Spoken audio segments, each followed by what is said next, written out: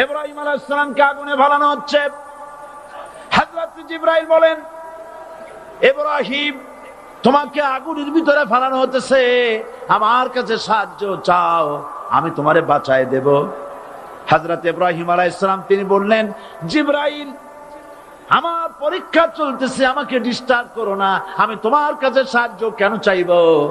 আমি তো এমন কোন অন্ধ আল্লাহর ইবাদত করি না যিনি তার বান্দার দুঃখ দুর্দশা নিজের চোখে না দেখেন।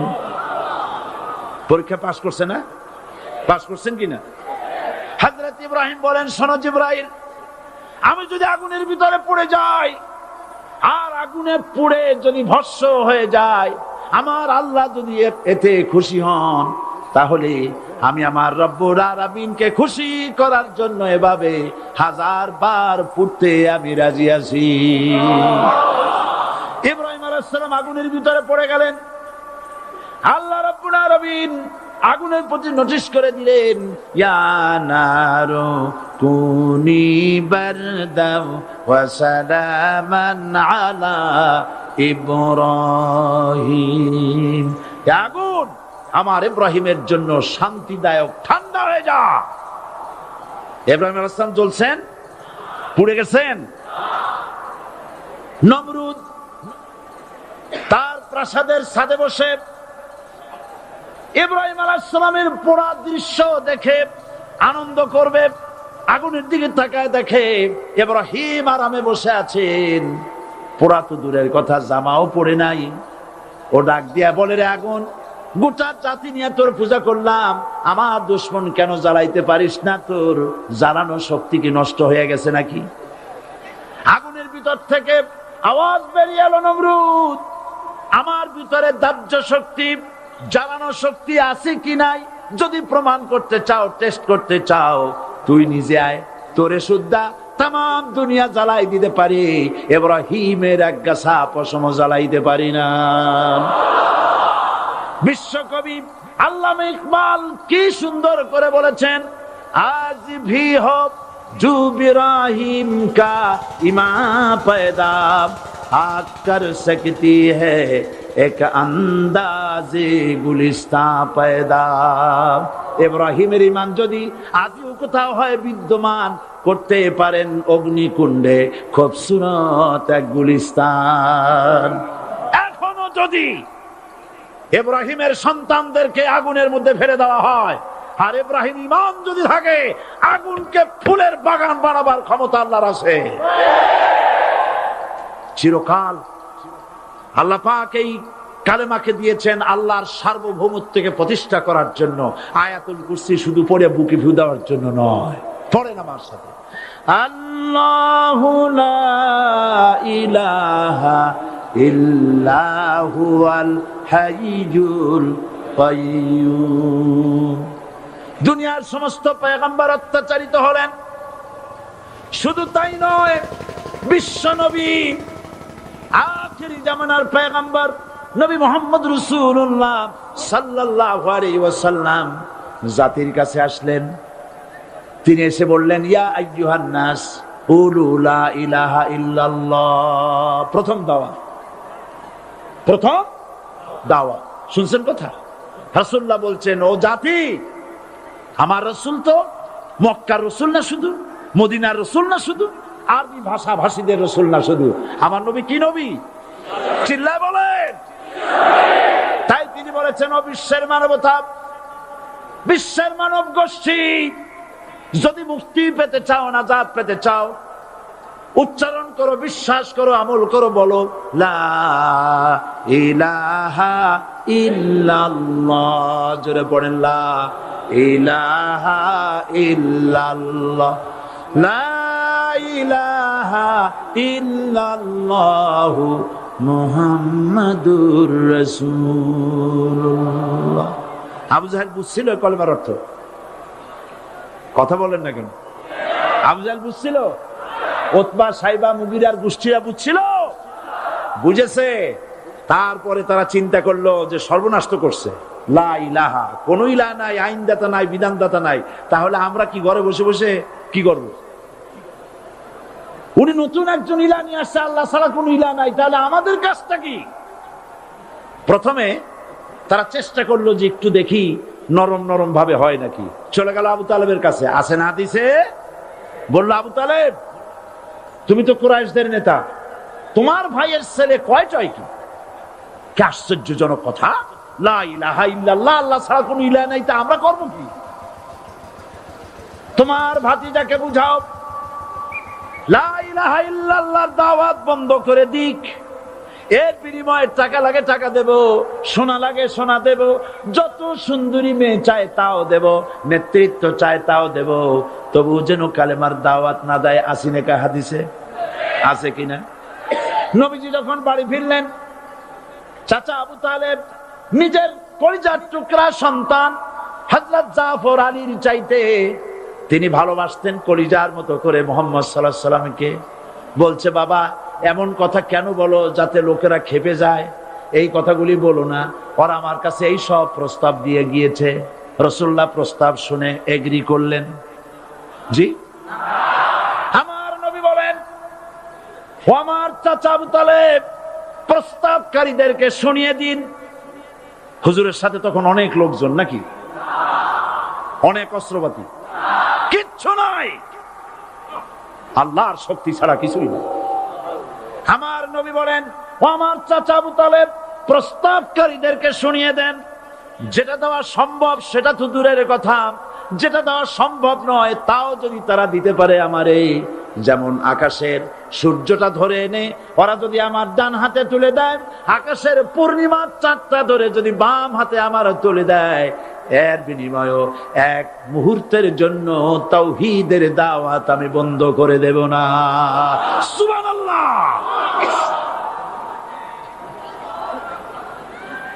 রাসূল করিম সাল্লাল্লাহু আলাইহি ওয়াসাল্লাম তাদের এই প্রস্তাবকে যখন গ্রহণ করলো না, কাফেরেরা বুঝলো, আমি আগেই বলেছি 3 শ্রেণীর লোক বাধা দিয়েছে। কয় শ্রেণী? প্রথম শ্রেণী কি? রাষ্ট্র শক্তি, তাদের হাতে অস্ত্রপাতি তো খুব শক্তি, আর যারা একবার ক্ষমতায় যায় ওরা মনে করে এই ক্ষমতা থেকে আমাদেরকে কেউ নামাইতে পারবে না।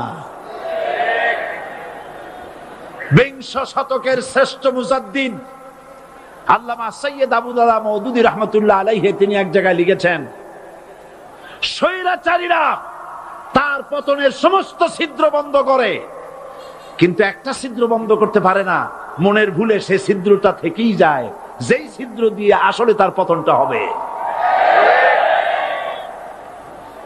ক্ষমতায় গিয়ে মনে করে চিরকাল ক্ষমতায় থাকবো। ভারতের প্রধানমন্ত্রী পণ্ডিত জওয়াহরলাল নেহেরু রাঁচি পাগলা গারদে গিয়েছেন, মেন্টাল হসপিটাল। পাগলেরা নেহেরুকে দেখে আশ্চর্য হয়ে গেছে, এত সুন্দর মানুষ, মাথায় কিস্তি টুপি, গায়ে শেরওয়ানি, মুসলমানি ড্রেসই আলাদা, যদিও তিনি হিন্দু ছিলেন, পরেছেন মুসলমানি ড্রেস। শেরওয়ানি কাদের পোশাক? কাদের পোশাক? হাতে ছড়ি নিয়ে হাঁটা, স্টাইল করে, সুন্দর পাজামা, সুন্দর টুপি, সুন্দর সাজসজ্জা করে, মুসলমানদের ড্রেস। এই ড্রেস পরে তিনি গিয়েছেন, সবসময় যে ড্রেস তিনি পরতেন। পাগলেরা জিজ্ঞেস করছে তুমি কে গো? উনি বলছেন আমারে চেনো নাই, আমি ভারতের প্রধানমন্ত্রী পণ্ডিত জওয়াহরলাল নেহেরু। পাগলেরা বলছে ও সেই কথা, আমরাও যখন একুইটালে আসছিলাম এই তোমার মতো লম্বা লম্বা কথা আমরাও বলছি, থাকো আমাদের সাথে কিছুদিন, তোমার মাথাও ঠান্ডা হয়ে যাবে।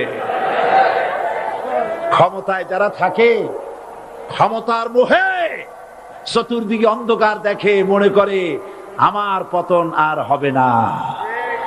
কিন্তু তোমাকে বুঝিবে যে গোকুলে বাড়ি শেষে গাড়ির চাকা সব সময় উপরে থাকে না, গাড়ির চাকা সব সময় উপরে থাকলে গাড়ি তো চলবেই না, গাড়ির চাকা ঘোরে বলেই তো গাড়ি চলে। সুতরাং এই উপরে তোমার চাকা উপরে এখন আছে বলে, তোমার দলের চাকা উপরে আছে বলে যারা মানুষের উপরে জুলুম করছো, আলেমদেরকে ধরতেছো, মুসল্লিদেরকে ধরে ধরে জেলে ঢুকাচ্ছ, সময় আসবে এমন ইন্দুরের গর্ত অপমানা পালাবার জন্য।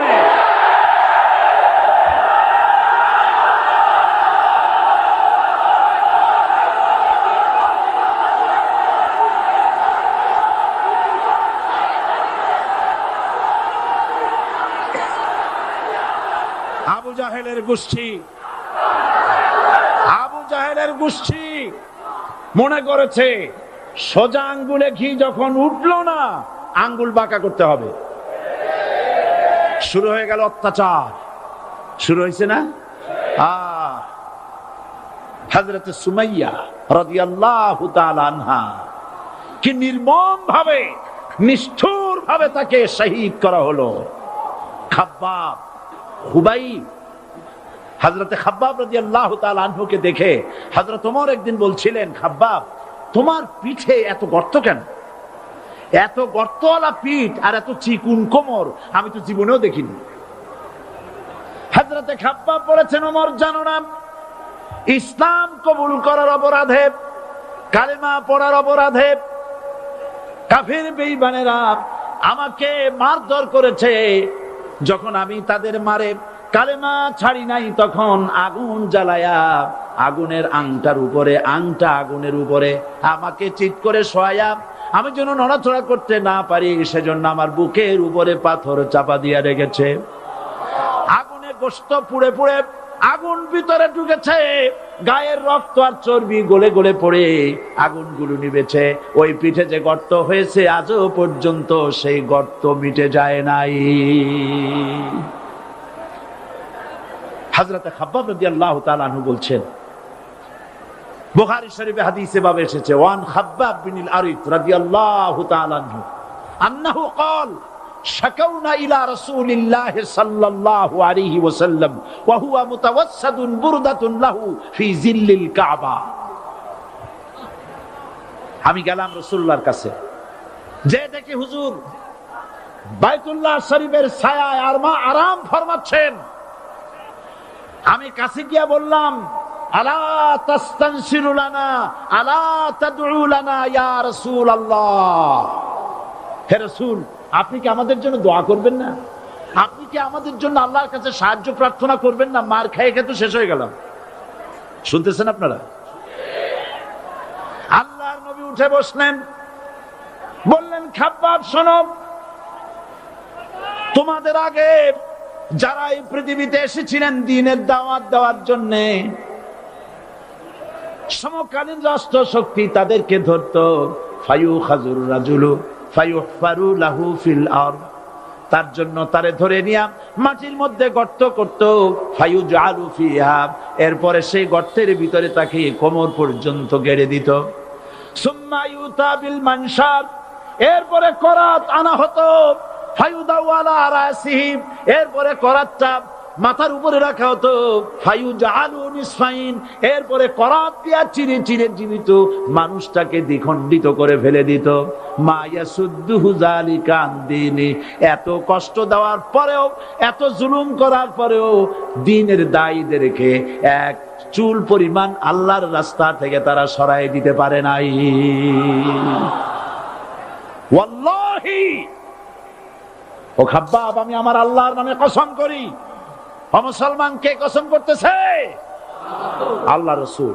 আমি আমার আল্লাহর নামে কসম করি, ওয়াল্লাহি লা ইউতাম্মান্নাল্লাহু হাদাল আমর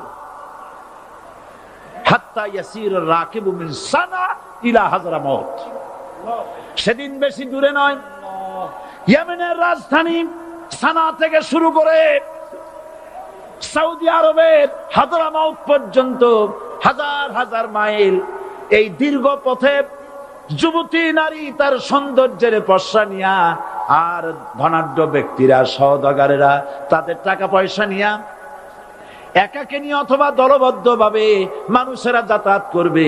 লা ইয়াখাফু ইল্লাল্লাহ, মানুষের মনের মধ্যে কোনো ভয় থাকবে না। এমন একটা সময় আসবে, ওয়ালাকিন্নাকুম তাস্তাজিলুন, অথচ তোমরা বড্ড তাড়াহুড়ো করছো। তাড়াহুড়ো করো না, অপেক্ষা করো, ধৈর্য ধরো, মার খাও, জেলে যাও, শহীদ হও, আল্লাহর রাজ কায়েম হবেই হবে।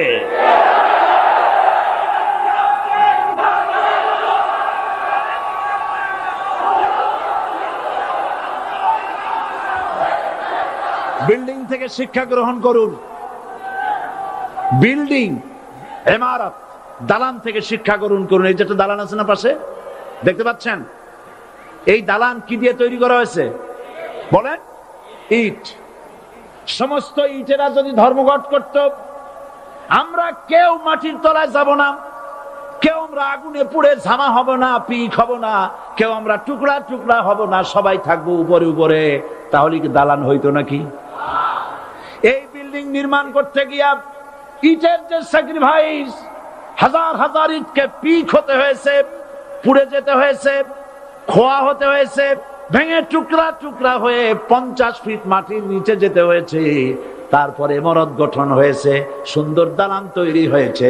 যারা ইসলামী শাসন চান, আল্লাহর দ্বীনকে বিজয়ী দেখতে চান, তাদেরকে অসংখ্য মানুষকে পোড়াইটের মতো জেলখানায় পুড়ে পুড়ে মরতে হবে, অসংখ্য মানুষকে ফাঁসির কাস্তে ঝুলতে হবে, গায়ের রক্ত দিতে হবে, শহীদ হতে হবে, তারপরে ইসলামের ইমারতটা কায়েম হয়ে যাবে। শায়ের কবি কি সুন্দর করে বলছেন, কবি সুন্দর করে বলছেন, ये शहादत गाहे उल्फत में कदम रखना, ये शहादत गाहे उल्फत में कदम रखना, लोग समझते हैं आसा है मुसलमान होना। মানুষেরা মনে করে মুসলমান হওয়া খুব সহজ জিনিস। না, মুসলমান হওয়ার অর্থ হলো শাহাদাতের ঈদগাহে শামিল হয়ে যাওয়া।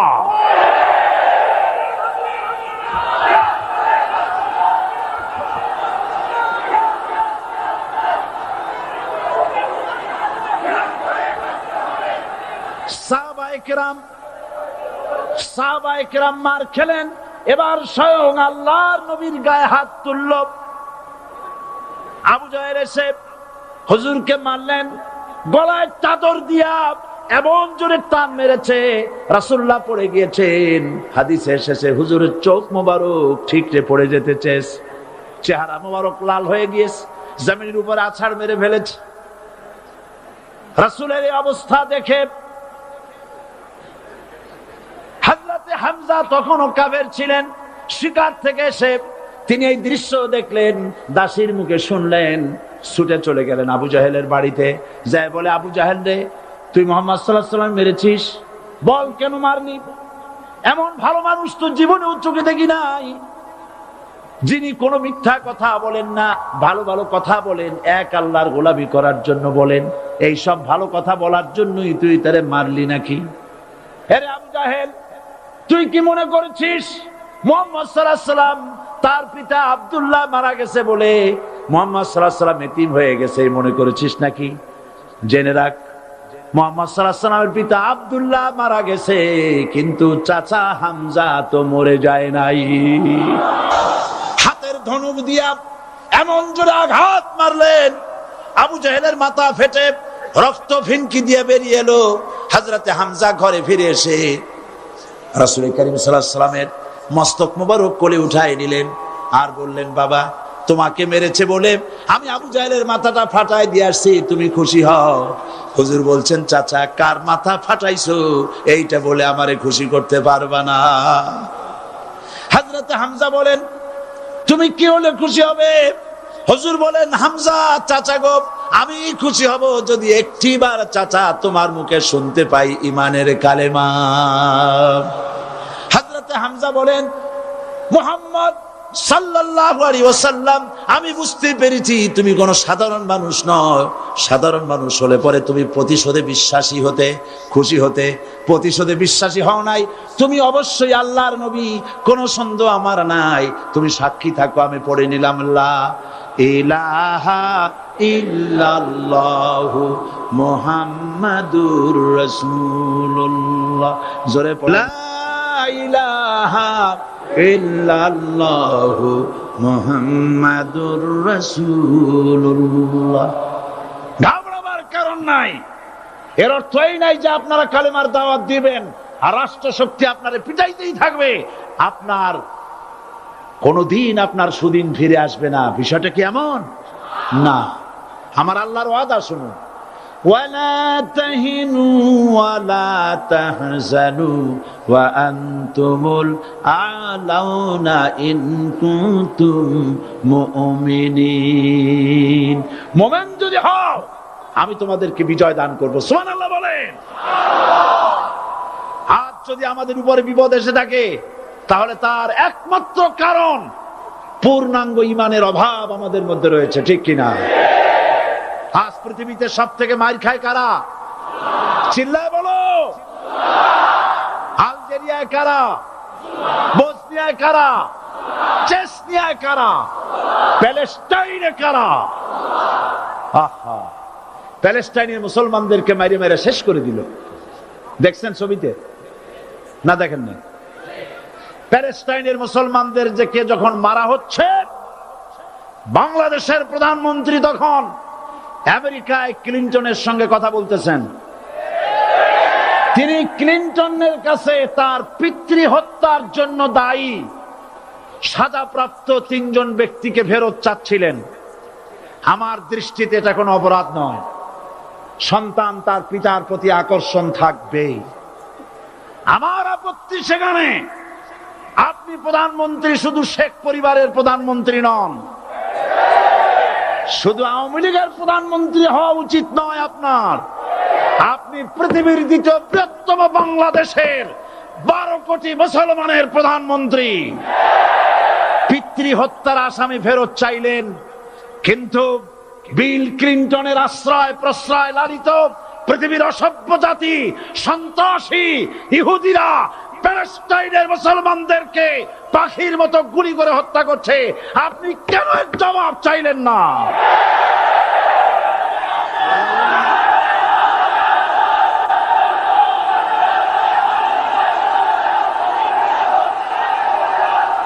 জবাব জবাব আপনি চাইতে পারবেন না, কারণ মুনাফিকদের সাহস হয় না, সাহস হয় মুমিন ব্যক্তি।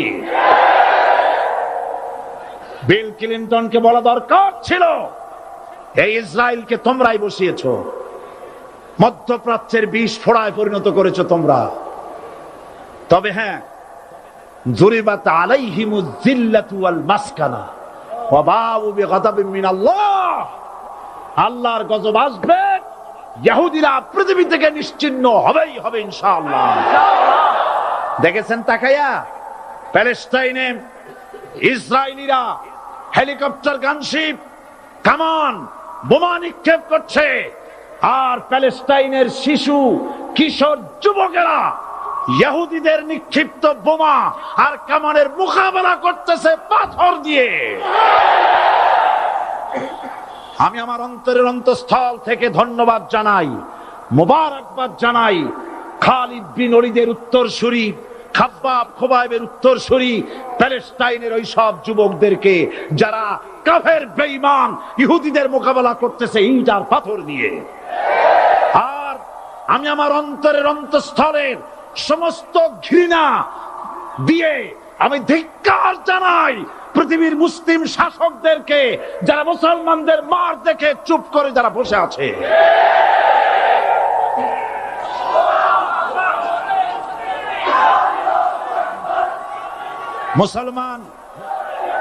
মুসলমান যদি মুসলমানের মতো হয়, 10 জন যথেষ্ট। কয়জন যথেষ্ট? কোথায় আছে কথা? আল্লাহ পাক কোরআন শরীফের মধ্যে বলেছেন, একজন যদি হও ইমানদার মুত্তাকি 10 জনের উপরে বিজয়ী হবে। 10 জন যদি হও 100-র উপরে বিজয়ী হবে। 100 যদি হও 1000-এর উপরে বিজয়ী করব। জোরে বলেন সুবহানাল্লাহ।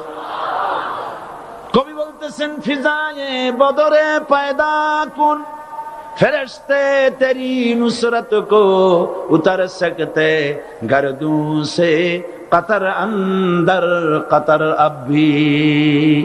বদরের মুসলমানদের মতো ঈমান আনো, তাহলে আকাশ থেকে কাতারে কাতারে ফেরেশতা নাজিল করে দিয়ে আল্লাহ পাক তোমাদেরকে সাহায্য করবেন। সুবহানাল্লাহ।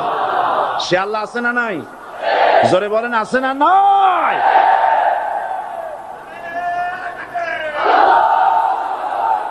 সেই আল্লাহ রাব্বুল আলামিন কোরআনে কারীমের ভিতরে আয়াতুল কুরসির মধ্যে বলে দিয়েছেন আল্লাহু লা ইলাহা ইল্লাহু আল হাইয়ুল কাইয়্যুম। প্রাণ খুলে সবাই পড়েন, বসা মানুষ দাঁড়ানো মানুষ। আল্লাহু লা ইলাহা ইল্লাহু আল হাইয়ুল কাইয়্যুম। আল্লাহ রাব্বুল আলামিন, তিনি ছাড়া কোনো ইলাহ নাই, তিনি সার্বভৌমত্বের মালিক, কেউ নাই আল্লাহ ছাড়া। এই কথা মানুষকে ঘোষণা করতে হবে। বাধা, এই কথা বললেই বাধা দেবে কয় শ্রেণীর লোক? 3 শ্রেণীর। প্রথম শ্রেণী হচ্ছে কে? রাষ্ট্রশক্তি। আজও তারা বাধা দিচ্ছে। আল্লাহর আইন দিয়ে দেশ চালাও, তারা তাদের মন মর্জি মোতাবেক আইন দিয়ে দেশ চালাবে। আল্লাহ পাক বলছেন আলা আলাহুল খালকু ওয়াল আমরু, সৃষ্টি যার, আইন চলবে তা। কারো বাবার আইন চলতে পারে না, নিজেদের তৈরি করা আইন চলবে না। ইনিল হুকমু ইল্লা লিল্লাহ, একমাত্র আইন চলবে কার? এই আইন রাসূল করিম সাল্লাল্লাহু আলাইহি ওয়াসাল্লাম মদিনায় কোরআন দিয়ে প্রতিষ্ঠিত করেছিলেন। আল্লাহর বিধান, আল্লাহর সার্বভৌমত্ব কায়েম করেছিলেন। কোরআন সংবিধান হলো, চুরি বন্ধ হলো, ডাকাতি বন্ধ হলো, জেনা বন্ধ হলো, হত্যা বন্ধ হলো, ধর্ষণ বন্ধ হলো, সব কিছু বন্ধ হয়ে গিয়ে মুসলমানেরা শান্তি লাভ করলো, পৃথিবীর মানুষ শান্তি লাভ করলো। সুবহানাল্লাহ বিহামদিহি। আজ মুসলমানেরা শত্রু চেনে না, বন্ধু চেনে না। বন্ধুকে বানায়েছে শত্রু, শত্রুকে বানায়েছে বন্ধু। কে বন্ধু কে শত্রু চিনাই দিবেন কে? আল্লাহ। বলেন কে দিবেন? আল্লাহ রাব্বুল আলামিন কোরআনে কারীমের মধ্যে পরিষ্কার করে বলেছেন লাতাজিদান্না শাদ্দান নাসি আদাওয়াতান লিল্লাযীনা আমানুল ইয়াহুদা ওয়াল্লাযীনা আশরাকু। আল্লাহ পাক বলছেন, হে রাসূল, মানুষের ভিতরে 2টা শ্রেণী মুমিনদের জন্য সবথেকে জঘন্য দুশমন। কয়টা শ্রেণী? 2টা। একটা হলো ইহুদ, আর একটা হলো মুশরিক। একটা হলো ইহুদি, আর একটা হলো মুশরিক। এটা হলো তোমাদের দুশমন। আর আজ আমাদের দেশে, পৃথিবীর বিভিন্ন দেশে মুসলমানেরা মুশরিকদের সঙ্গে সম্প্রীতি বাড়াচ্ছে, মুসলমানদের সাথে শত্রুতা বাড়াচ্ছে। আজ আমার দেশে পূজা পার্বণে বাধা নাই। পূজা পার্বণে বাধা আছে? পূজা পার্বণে বাধা নাই। বাধা কোথায়?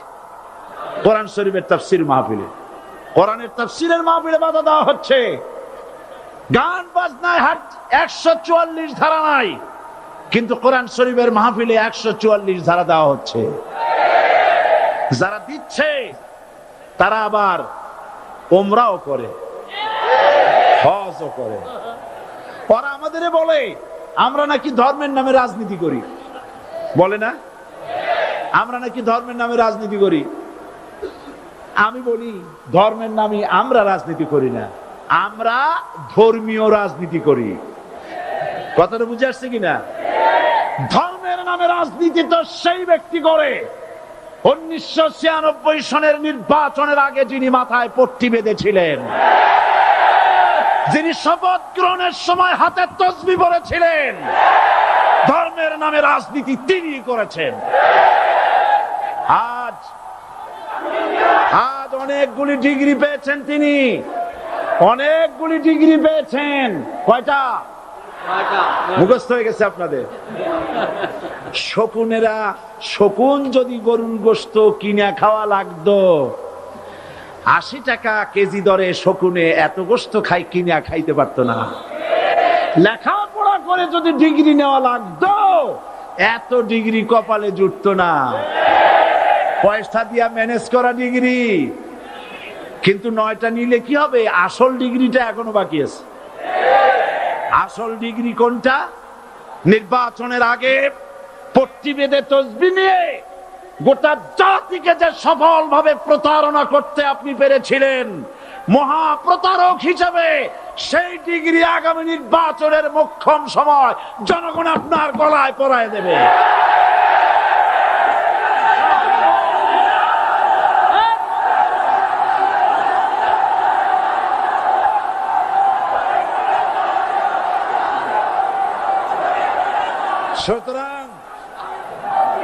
ধর্মের নামে রাজনীতি নয়, আমরা ধর্মীয় রাজনীতি করি, আমরা এই কোরআনের রাজনীতি করি।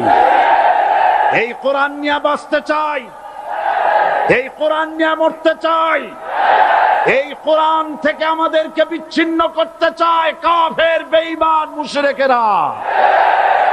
ও আমার জাতি, কোরআন থেকে যারা বিচ্ছিন্ন করতে চায়, তোমরা কি তাদের বিরুদ্ধে জিহাদের জন্য প্রস্তুত থাকবে?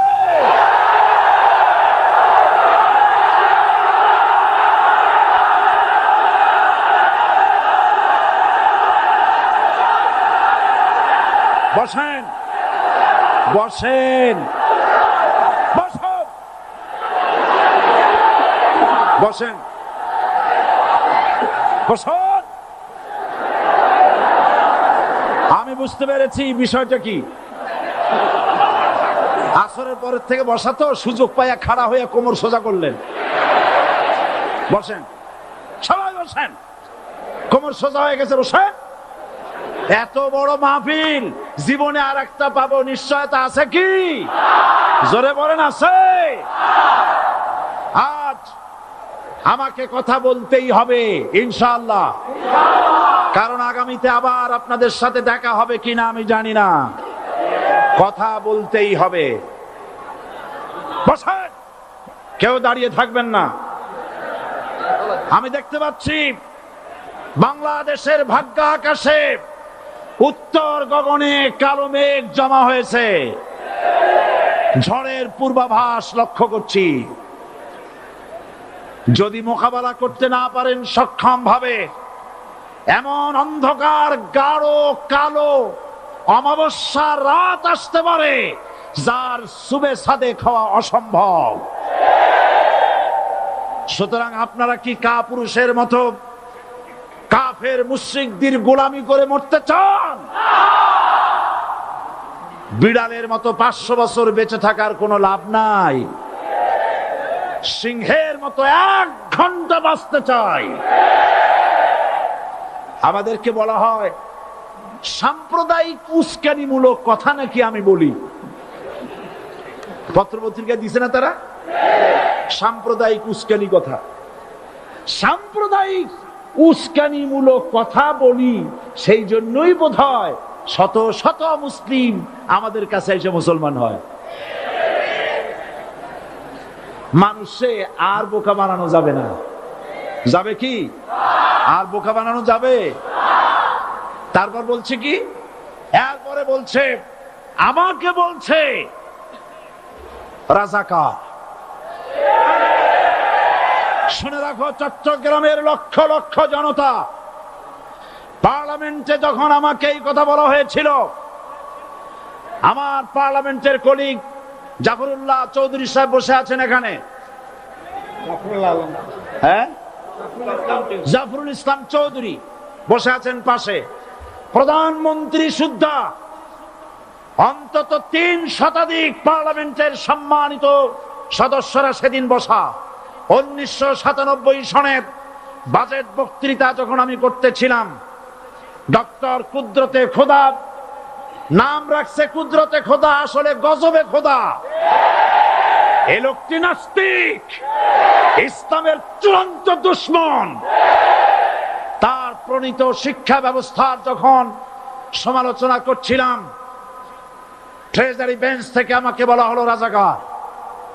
আমি আমার সমস্ত শক্তি একত্রিত করে বলেছিলাম, শুধুমাত্র হিন্দুস্তানের রাজাকারেরাই আমাকে রাজাকার বলতে পারে। আমি বলেছিলাম 1973 সন পর্যন্ত আমি বাংলাদেশের কোন রাজনৈতিক দলের নেতা এবং কর্মী ছিলাম না। আমি রাজাকার নই। আমাকে রাজাকার বলে যদি তাকেও প্রমাণ করতে না পারে, 10 কোটি টাকার মানহানি মামলা দায়ের করব। আমার এই বক্তব্য সারা দুনিয়া শুনেছে।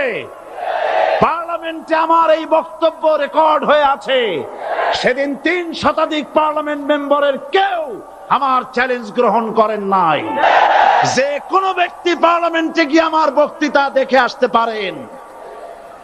এরপরে 1997 সনের 7ই অক্টোবর দৈনিক জনকণ্ঠ পত্রিকা যখন আমার বিরুদ্ধে লিখলো, সেই পত্রিকায় সাইদির ওপেন চ্যালেঞ্জ 8ম পাতা 1997 7ই অক্টোবর, এত বড় 2 কলমে হেডিং।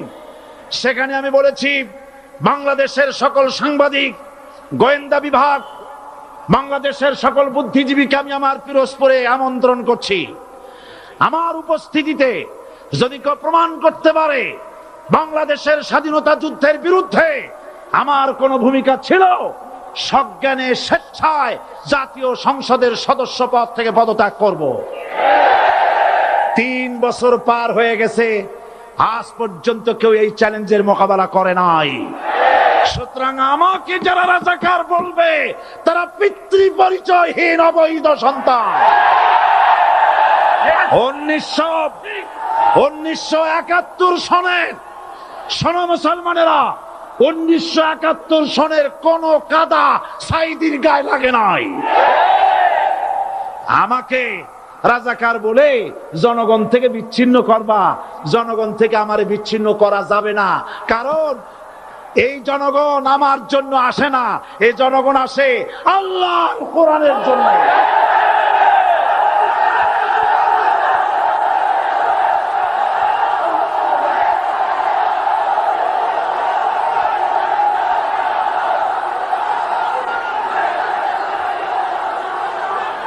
আজকে আজ যারা ইসলামের কথা বলে, তারাই রাজাকার, তারাই মৌলবাদী। মৌলবাদী বললে আমরা অসন্তুষ্ট হই না, কারণ মৌলবাদী শব্দটা আসছে মূল থেকে। মৌল শব্দ এসেছে মূল থেকে। মূলবাদী তার মানে যারা মূলে আছে। মূল হলো কোরআন, মূল হলো হাদিস, মূল হলেন আল্লাহ, মূল হলেন আল্লাহ রসুল। আমরা আছি মূলে। এখন বলেন তো, মূলের শক্তি বেশি না আগার শক্তি বেশি? আমাদের যারা মৌলবাদী বলে ওরা হলো আগাবাদী। মূলে আছে কত কোটি? 12 কোটি। মূলে আছে কত কোটি? আর আমাদের যারা মৌলবাদী বলে, ওই থাকো গাছের আগায়, আমরা মূলে। লাফালাফি বেশি করবা না, 12 কোটিতে গাছের গোড়া আসতে নানা দেবে, মামু বাড়ি দিল্লি গিয়ে পড়বা, বাংলার জমিনে জায়গা হবে না। এ কথা বিশ্বাস করো। বাংলাদেশের মুসলমানদের শরীরে 1 বিন্দু রক্ত থাকতে শয়তানের তৈরি করা ধর্ম নিরপেক্ষ মতবাদ বাংলার জমিনে কায়েম হতে দেওয়া হবে না, হবে না।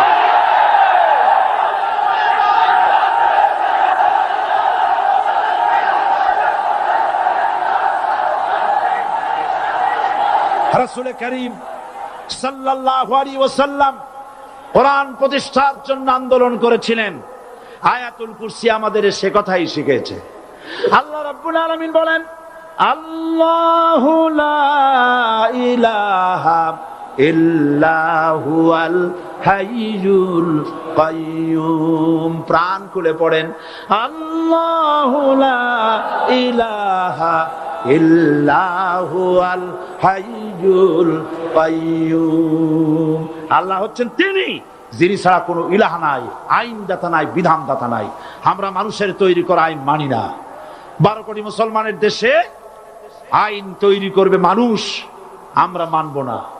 পার্লামেন্টে তৈরি হতে হবে কোরআন দিয়ে, পার্লামেন্টে আইন তৈরি হতে হবে কোরআন দিয়ে।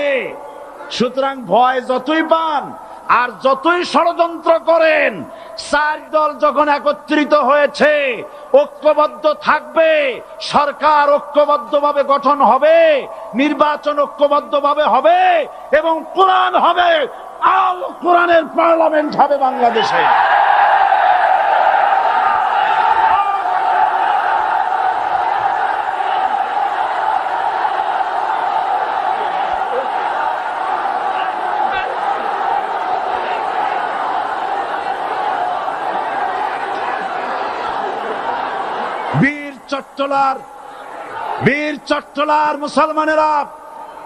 বীর চট্টলার মুসলমানেরা স্বাধীনতার ঘোষণা, এই চট্টগ্রাম থেকে স্বাধীনতার মহান ঘোষক প্রেসিডেন্ট জিয়াউর রহমান সাহেব দিয়েছিলেন।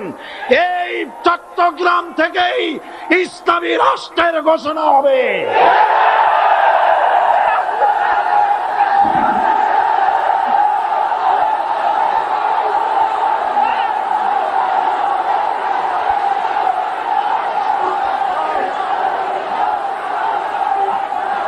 আশাবাদী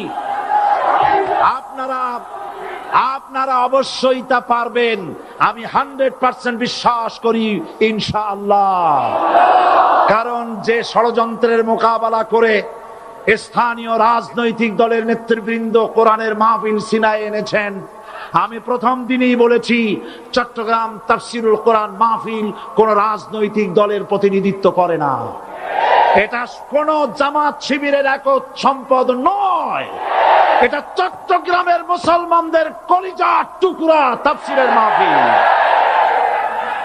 সুতরাং এই মাহফিল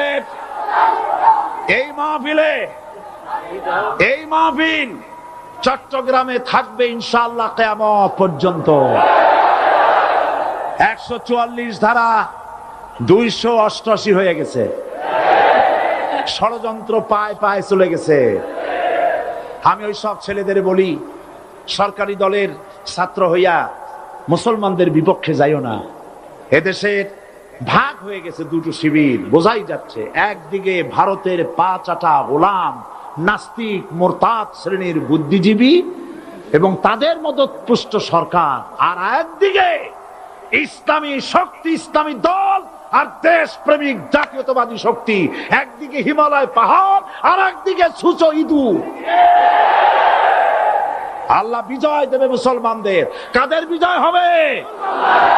বাংলাদেশে কোরআনের রাজ কায়েম হোক, তাকে আপনারা চান? কারা কারা চান দুহাত উঁচু করে দেখান। দাঁড়াবেন না, দাঁড়াবেন না।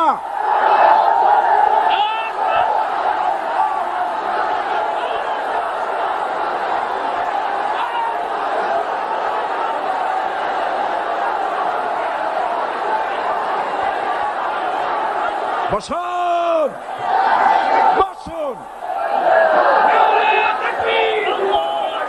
আবার বসেন, বসুন। জোরে সরে জিকির করেন লা ইলাহা ইল্লাল্লাহ, আরো জোরে লা ইলাহা ইল্লাল্লাহ, লা ইলাহা ইল্লাল্লাহ।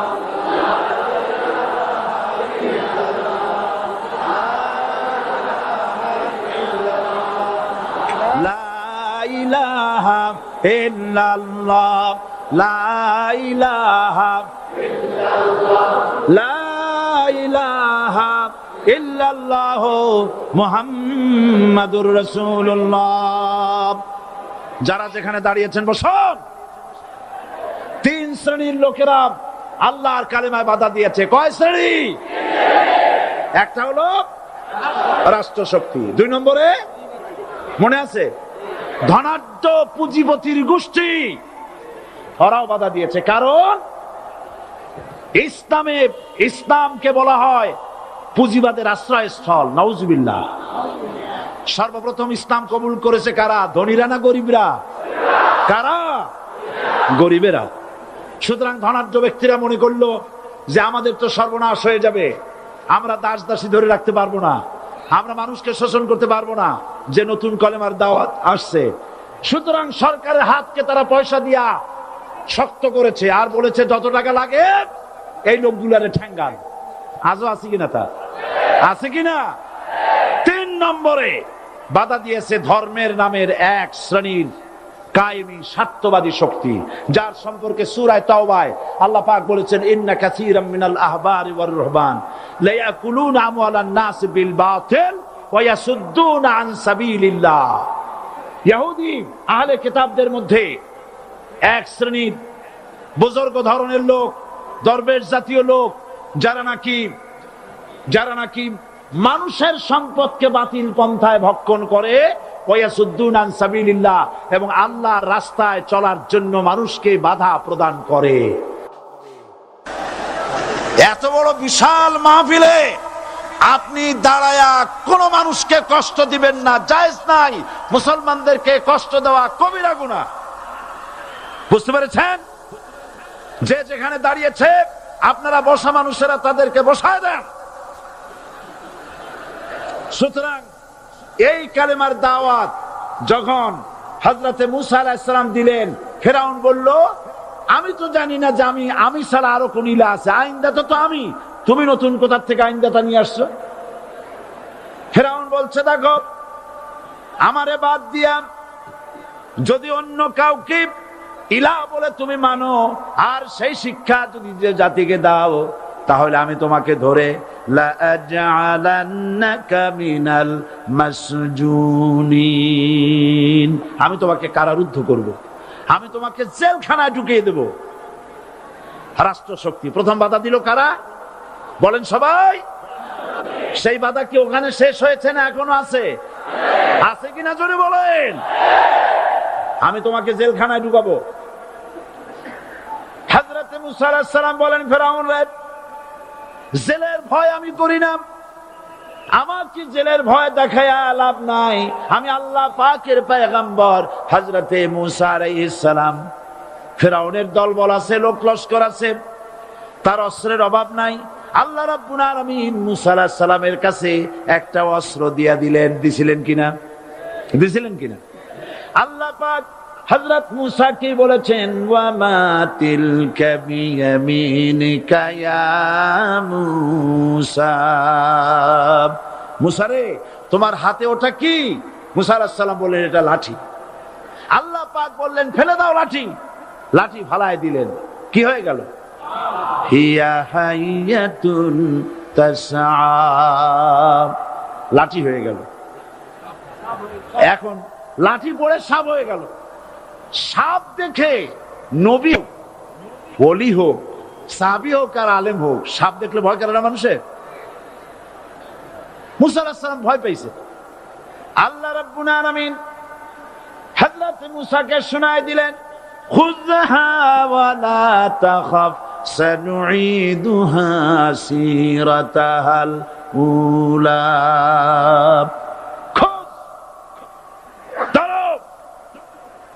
লা তাখাফ, ভয় পেও না। আল্লাহ বলছেন ধরো, ভয় পেও না। ধরার সঙ্গে সঙ্গে স্বাভাবিক অবস্থায় ফিরে আসবে, আবার লাঠি হয়ে যাবে। এখন আল্লাহ বলছেন ধরো। মুসা আলাইহিস সালাম কি ভয় পাওয়া উচিত হবে? উচিত হবে? মুসা আলাইহিস সালাম কি ভয় পাইছিলেন? কারণ হচ্ছে এই দুশমনের শক্তিটা খুব বড়ই দেখা যায়, মনে হয় যেন অনেক বড়, কি জানি কি। আল্লাহ পাক বলছেন, ইন্না কাইদাশ শায়তানে কানা দাঈফা, শয়তানের চক্রান্ত যতই তুমি মনে করো অনেক ষড়যন্ত্রের জাল বিস্তার হয়ে আছে, আল্লাহ কয় কিছুই না, দাঈফা, অত্যন্ত দুর্বল। আল্লাহ পাক বললেন ধরো। মুসা আলাইহিস সালাম সাপ ধরলেন, সঙ্গে সঙ্গে লাঠি হয়ে গেল। ফেরাউন বরদাস্ত করলো না, রাষ্ট্রশক্তির পক্ষ থেকে আক্রমণ শুরু হলো। অপরাধ কি? মুসা আলাইহিস সালামের অপরাধ কি? কি অপরাধ? মাশাআল্লাহ, বুঝতে পেরেছেন। অপরাধ হচ্ছে তিনি বলেছেন লা ইলাহা, জোরে বলেন লা ইলাহা ইল্লাল্লাহ। এই কালেমাকে আজ আমরা ভিক্ষার বুলি বানাইছি। এটা হলো সার্বভৌমত্বের বুলি, এটা হচ্ছে আল্লাহ পাকের সার্বভৌমত্বের কথা। আজ আমরা মানুষের কাছে আমরা শুনি, মানুষেরা ভিক্ষা চায়, লা ইলাহা ইল্লাল্লাহ, এক মুঠ চাউল দেন, লা ইলাহা ইল্লাল্লাহ 10 খান পাই দেন। এই হচ্ছে কালেমার জিকির। আবার কেউ কেউ জিকির করতেছে লা ইলাহা আস্তে, ইল্লাল্লাহ জোরে, এমন জোরে কলব সাফ করে, কলব তাতে থাকলেও পারে, গেলেও পারে। এই কালেমার জার, এর আঘাত পয়গম্বররা মেরেছেন। হযরত মুসা আলাইহিস সালাম যখন বলেছেন লা ইলাহা ইল্লাল্লাহ, এই ধাক্কা ফেরাউন বরদাস্ত করতে পারে নাই। দরিয়ায় নীলের ভিতরে আল্লাহ পাক ডুবাইয়ে শেষ করে দিয়েছেন, দেন নাই? হযরত মুসা আলাইহিস সালাম তার উম্মতেরা দরিয়ার পাশে বসে দ্বীনি কথাবার্তা বলতেছেন। এমন সময় ফেরাউন, তার শত্রু হচ্ছে মুসা আলাইহিস সালাম। শত্রু কেন? মুসা কি ফেরাউনের পাকা ধানে মই দিয়েছে নাকি? বলেন আপনারা। তার হালের গরু পিটায় মারছে নাকি? অপরাধ হলো তিনি আল্লাহর জমিনে আল্লাহর আইন প্রতিষ্ঠার কথা বলেছেন। এই শুধুমাত্র এই অপরাধে ফেরাউন তার দলবল নিয়ে 3 দিক থেকে আক্রমণ করেছে। মুসা আলাইহিস সালামের উম্মতেরা ভয় পেয়ে গেছেন। তারা বলছেন ইন্না লামুদরাকুন, আমরা পাকড়াও হয়ে গেছি, তিন দিকে সাঁড়াশি আক্রমণ, তিন দিকে শত্রু, একদিকে দরিয়া, পালাবার রাস্তা আছে? হযরত মুসা আলাইহিস সালাম ভয় পেয়ে গেলেন, সারেন্ডার করলেন না। হযরত মুসা আলাইহিস সালাম বললেন, কাল্লা, কখনো নয়, ভয় পাওয়ার কোনো কারণ নাই। রব্বি সায়াহদিন, অবশ্যই আমার রব আমার জন্য রাস্তা করে দিবেন। ভয় পাইও না, আমার রব রাস্তা করে দিবেন। আল্লাহ রাব্বুল আলামিন হযরত মুসা আলাইহিস সালামকে অর্ডার করলেন, হাতের লাঠি দিয়া দরিয়ার উপরে আঘাত করো। হযরত মুসা আলাইহিস সালাম দরিয়ার উপর আঘাত করলেন। রাস্তা ছিল দরকার একটার, এক বাড়িতে আল্লাহর হুকুমে লাঠি দিয়ে একটি আঘাত করার সঙ্গে সঙ্গে হযরত মুসার তার সঙ্গী সাথী দরিয়া পার হওয়ার জন্য দরিয়ার মধ্যে দিয়ে আল্লাহ 12টা রাস্তা পয়দা করে দিলেন। সে আল্লাহ আছে না নাই? এত আসতে বলেন কেন? ভয় পাওয়ার কারণ আছে? রাষ্ট্র শক্তি বাধা দিয়েছে সমস্ত নবীদেরকে। কেন? নবীদের চরিত্র খারাপ? জোরে বলেন, নবীদের চরিত্র খারাপ? নবীদের চাইতে মাসুম, বেগুনাহ, উন্নত চরিত্রের মানুষ আল্লাহর আকাশের নিচে জমিনের উপরে আর হয় নাই। তোমরা যে সামনে তাদের পিছনে দৌড়াও, অমুকের সৈনিক, নেতা নেতা করে মরো, এইসব নেতা যাদের পিছনে দৌড়াও, এই নেতাগুলি, আমি জিজ্ঞেস করি আপনাদেরকে, এই নেতাগুলি জীবনে একবারও জেনা করে নাই। এ ব্যাপারে অনুসারীরা আপনারা কি নিশ্চিত? মিথ্যা কথা জীবনেও কয় নাই, প্রতারণা করে নাই, ঠাট্টা করে নাই, বিদ্রুপ করে নাই, মদ খায় নাই, মানুষ হত্যা করে নাই। কিসের নেতা? নেতা হচ্ছেন সেই ব্যক্তি যিনি বলেছেন, ও আমার স্ত্রীরা, ও আমার সাহাবীরা, রাতের আধারে আমার মধ্যে যা আচরণ দেখতে পাও, দিনের আলোতে আমার মধ্যে যা দেখতে পাও, সবগুলি খুলে খুলে মানুষের কাছে বলে দাও। তার নাম বিশ্বনবী মুহাম্মদ রাসূলুল্লাহ সাল্লাল্লাহু আলাইহি ওয়াসাল্লাম।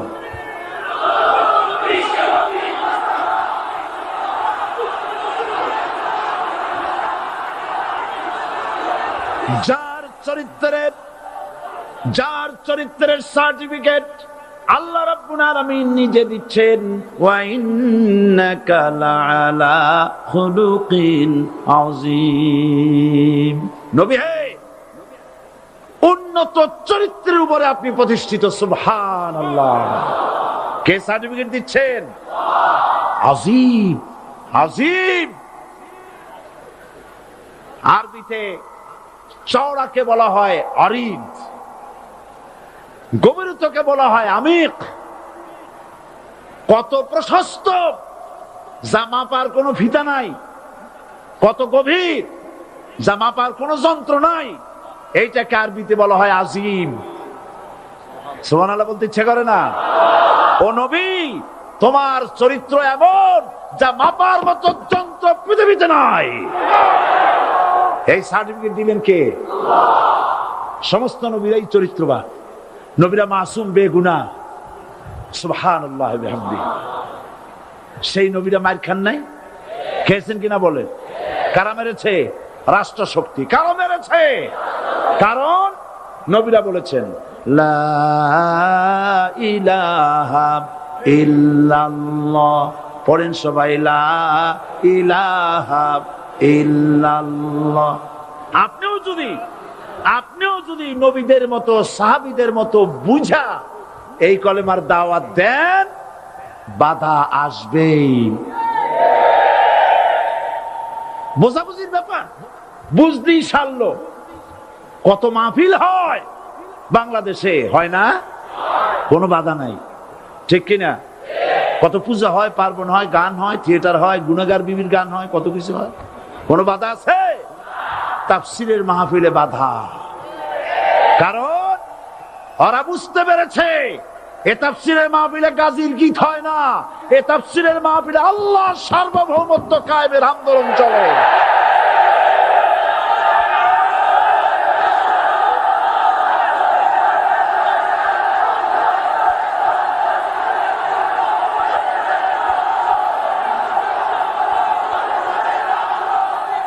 এবার দেখুন, এবার কলেমা বোঝেন, কালেমা বুঝুন।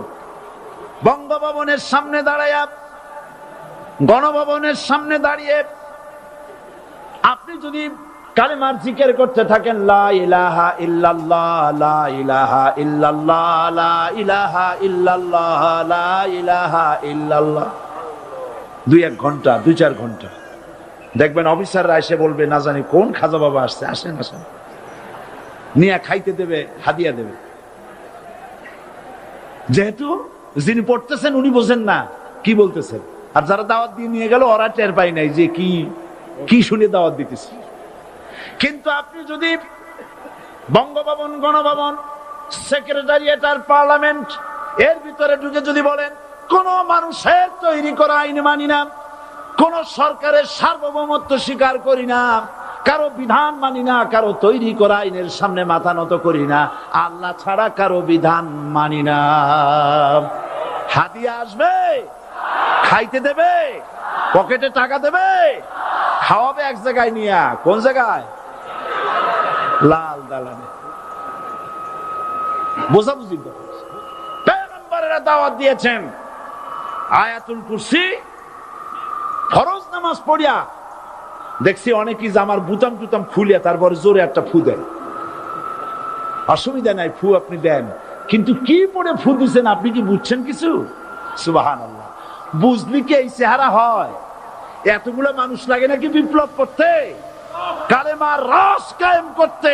313 জন মুসলমান যথেষ্ট পৃথিবীতে।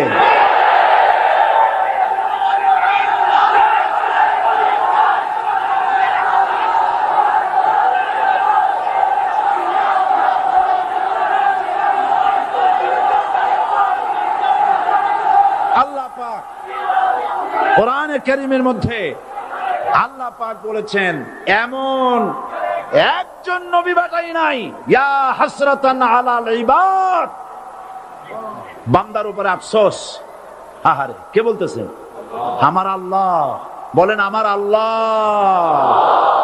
তিনি আফসোস করছেন। আফসোস, একজন পয়গম্বর এমন পাঠাইলাম না, একজন রাসূল পাঠাইলাম না যার সাথে এরা ঠাট্টা করে নাই, বিদ্রুপ করে নাই, পাগল বলে নাই, মানে নাই।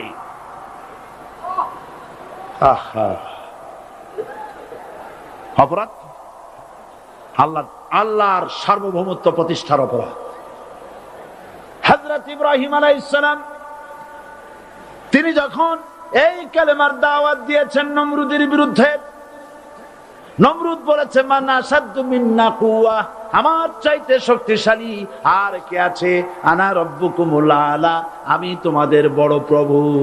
নাউজুবিল্লাহ। কই থেকে একটা তুমি বলছো লা ইলাহা ইল্লাল্লাহ, আমি তো ইলাহ। হযরত ইব্রাহিম আলাইহিস সালাম কি কালেমার দাওয়াত পেশ করার অপরাধে অগ্নিকুণ্ডের ভিতরে ফালাবার ব্যবস্থা হয়ে গেছে। আল্লাহ পাক সব ঘটনা কোরআনে বলে দিয়েছেন কিনা বলেন? কেন বললেন এই সমস্ত কথা? এই জন্য বলেছেন, ফেরাউন মরে যাবে, নমরুদ মরে যাবে, কিন্তু তাদের প্রেতাত্মারা যুগে যুগে তারা বেঁচে থাকবে। আগুনের ভিতরে ফালাবার ব্যবস্থা হয়েছে। আল্লাহ পাক বলে দিয়েছেন, আমার রাস্তায় যদি চেষ্টা করো, জিহাদ করো, আমার সাহায্য তোমরা পাবে। ওয়া কানা হাক্কান আলাইনা নাসরুল মুমিনিন, মুমিনদেরকে সাহায্য